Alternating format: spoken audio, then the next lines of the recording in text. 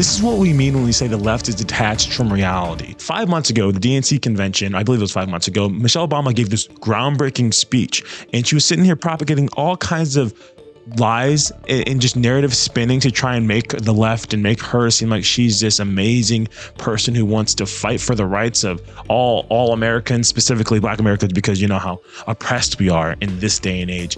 Well, Megyn Kelly completely dog walks her and calls out all her BS lies and gives reasons for why she's being a liar, specifically in her own personal life and just what she's been saying throughout the whole speech and what the Obamas have been saying for their whole political run, which has just been divisive and has been not helpful to uniting the American people. But before we get into that, I want to remind you guys to subscribe to Resist the Mainstream, because it ensures YouTube that you are enjoying our videos, and in turn they'll continually show up in your feed and they'll push it out to more people. I'm Titus. Let's get into this video. Well, last night was night 2 of the Democratic National Convention, and the Democrats rolled out their biggest stars, their heaviest hitters, Michelle and Barack Obama, who were clearly put on Tuesday to enthuse their voters, but also to keep them far enough away from Kamala's remarks on Thursday that no one's thinking about the contrast in ability. And boy, do the Obamas have ability. They're great speakers, great, at least on prompter. They can read speeches other people wrote for them with all of the appropriate dramatics, tone, moments of emphasis, and it helps when you start out already a god before the audience that you are addressing, right? You go in there with such goodwill. They're ready. Whatever you say, you could have been like, pineapple, pineapple. They'd be cheering the same way. But they were substantive. That you can't take away. We're going to be honest. Same thing would happen with Trump. Trump could say pineapple, pineapple, and some of these crazy MAGA supporters would be like, yeah, no, I'm... So like, I get it. She's right. They're equal. The equivalents are the same. In terms of how the Obamas can just do no wrong and they can say pineapple and everyone will freak out. But if we're going to be objective and honest here, so would MAGA supporters. Not everyone, but some of them would. The difference being, obviously, we think Trump's going to be good for the country, is a net positive. Meanwhile, the Obamas are bad for the country. And so I understand the frustration because they're not saying anything of substance or anything that's actually helpful to the country. And yet they're going to be like, yes, apples. But Trump's pineapples would be good pineapples. They wouldn't be expired. They'd actually be healthy and good for you, just like he's good for our country. Anyways, let's get back to the video. Whether they were truthful is a different story. And of course, the obvious dynamic there last night was that many of the problems they were lamenting went unsolved and were even exacerbated during Barack Obama's 8 years as president. Not to mention later again when his vice president, Joe Biden, became the top dog.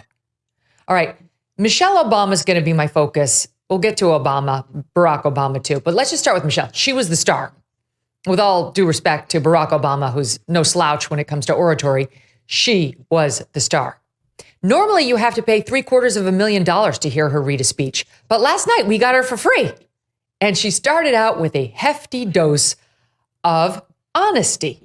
We're feeling it here in this arena, but it's spreading all across this country we love. A familiar feeling that's been buried too deep for far too long. You know what I'm talking about.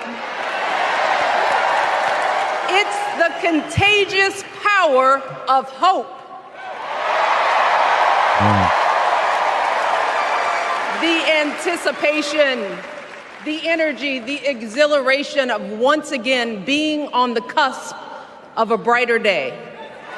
The chance to vanquish the demons of fear, division, and hate that have consumed us. America, hope is making a comeback.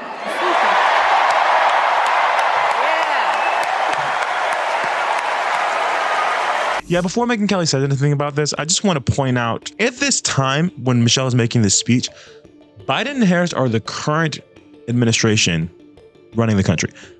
Biden and Harris, the person she's trying to say is going to bring this hope back. But if we're in a place that's not hopeful, then wouldn't that be at the fault of the current administration? Like, that's confusing to me, because you can't say, it's like when Tim Walz says we can't go back, or or even Kamala, we can't go back. You're what we'd be going back to, because we're currently dealing with all the problems that are like. Do you not see what's happening here? Megyn Kelly doesn't have to expose it right now. You're exposing yourselves. Hope is coming back. Hope is, so we're not hopeful now. So the times we're living in aren't good. Things are bad. Who's running our country? I'm pretty sure it's Joseph. Second, or honestly, if we're being real honest, it probably is Kamala, because we all know Joseph was not there. So hope is coming back. We're not hopeful right now. We're in dark times. The economy is not good. Border's not secure. People can't afford anything. Gas is super expensive. And yet we have something to look forward to. We have hope for the future. You're speaking at the DNC on behalf of Kamala Harris after the coup that got Biden out. I'm so confused. Why aren't we hopeful? And what are we hopeful for? Because Kamala Harris is just an extension of the current administration. She's actually part of it, and she would just be continuing it. Shouldn't it be, we need to continue on this amazing run we've had? Shouldn't it be like we've made so many strides in pushing the country forward and making life better for Americans, and we just need to continue the hope that we've already received with this current administration? No, hope is coming back when we don't have it. So what are you talking about, Michelle? Interesting. It doesn't seem like she's been enjoying the Biden-Harris year so much. You're not alone, Michelle. But why? Why is she feeling so hopeless? Honestly, sincere question. Why is Michelle Obama so hopeless? This multimillionaire who went to Princeton and Harvard Law School, who became First Lady of the United States, who thought so much of herself, she called her own memoir, Becoming, double entendre, get it? That she's hopeless? Makes sense, since she said it wasn't until her husband was nominated for president that she'd ever felt proud of her country. So she's got a bit of a negative Nelly problem privately. It seems unless Michelle and Barack are being actively adored and lavished with praise and accomplishments, she gets a little bitter. Then she ended any doubt that Barack Obama was maneuvering behind the scenes to oust Joe Biden, which we knew, but they haven't admitted it explicitly. This is as close as we're going to get. Take a listen to how she's been feeling about Mr. Biden's candidacy. To be honest, I am realizing that until recently, I have mourned the dimming of that hope. And maybe you've experienced the same feelings. Is that deep pit in my stomach, a palpable sense of dread about the future? Oh, wow. Thanks a lot, Michelle. Sure, that's what the Bidens were thinking. Not exactly a ringing endorsement of our sitting president. And what are the odds, for those of you still wondering what hand Obama had in this coup or this ouster, that Michelle Obama kept her feelings to herself, or that her husband didn't share in them, or that her husband saw Joe Biden's chances as absolutely terrific? All right. Anyway, they're happy now. Joyful, even. Word of the night, of the convention, of the election. Joyful. And of course, on brand, hopeful. They are the party of hope and joy. Hope and joy. Got it? Pay no attention to the babies being aborted outside of their convention. That's also hopeful and joyful. She tried to set herself up as someone we can all relate to. Just a working class girl from the south side of Chicago who comes from a line of people suspicious of rich fat cats. Listen to this bit about her mom.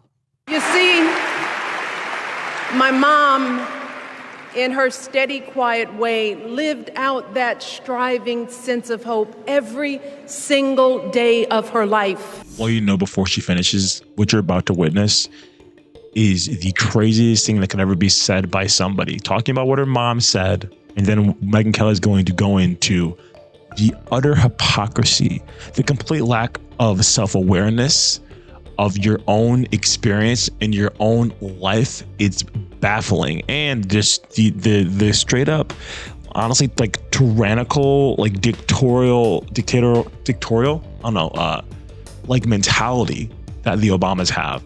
It's mind-blowing. And I need you to think about that before you hear Michelle Obama say what she's about to say, because it's actually crazy. She believed that all children, all people have value, that anyone can succeed if given the opportunity. Which we have. She and my father didn't aspire to be wealthy. In fact, they were suspicious of folks who took more than they needed. Okay. Folks who took more than they needed. Sounds kind of communist-y, Michelle. Later in the speech, she accused Republicans of, quote, prioritizing building their wealth over ensuring that everyone has enough. See, Michelle and Kamala want to decide when you have enough. How much wealth is enough for you? And it's not until others have enough. But in America, we encourage people to work hard on the promise that anything is possible. The American dream is you can make more of your life than you started out with. There's no addendum that says, once you have what, quote, you need, what the government deems, quote, enough, you need to stop, per the U.S. government. This is just like her husband. Remember Joe the plumber in 2008? That story dominated the news cycle for weeks, months even. Poor Joe died an early death at age 49 years later. But in 2008, he was the news cycle because he confronted Barack Obama on a rope line about the fact that he worked very hard for over a decade to build his business. And now that he was just starting to edge up, he was looking at expanding, he was about to get hit with a Barack Obama tax, an additional tax increase. And they had this exchange on a rope line and where he asked Barack Obama, then candidate Barack Obama, about this tax hike. And Obama defended his tax hike, saying he wants to spread the wealth around. He wanted plumbers like Joe to pay for other people. Barack Obama later admitted on camera that, quote, I do think at a certain point you've made enough money. That's how these people think. They adorn this principle in nice language like, we need to make sure everyone has enough. And what they mean is they need to take money from the people who have worked hard and succeeded and give it to others who may not have worked hard in comparison, who may have not have done anything.